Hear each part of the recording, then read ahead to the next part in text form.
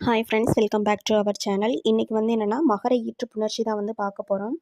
அதாவது மவ்வீறு ஒற்று அழிந்து உயிரீறு உப்பவும் அப்படின்ற ஒரு விதி தான் பார்க்க போகிறோம். எடுத்துக்காட்டுக்கு வந்து பண்ட மாற்று நம்ம எடுத்துக்கலாம். இப்போ பண்ட மாற்றை எப்படி பிரிச்சுக்கலாம்? பண்டம் கூட்டல் மாற்று அப்படின்னு சொல்லி பிரிச்சுக்கலாம். நிலைமொழியில் மகரமை ஈற்று சொல் வந்து நம்மளுக்கு வரும். சரிங்களா? இப்போ இங்கே என்ன இருக்குது? இம்மு தான் இருக்குது. வருமொழியில் என்னென்ன வரும் அப்படின்னா உயிரெழுத்துக்கள், வல்லினம், மெல்லினம், இடையினம், இந்த மாதிரி வந்து இதில் வந்து வருமொழியில் நம்மளுக்கு வரும். சரிங்களா? இப்போ இந்த பண்ட மாற்றில் அந்த இம்மு போயிடுச்சு அப்படின்னா நம்மளுக்கு என்ன கிடைக்கும்? பண்ட கூட்டல் மாற்று அப்படின்னு நம்மளுக்கு கிடைக்கும். சரிங்களா?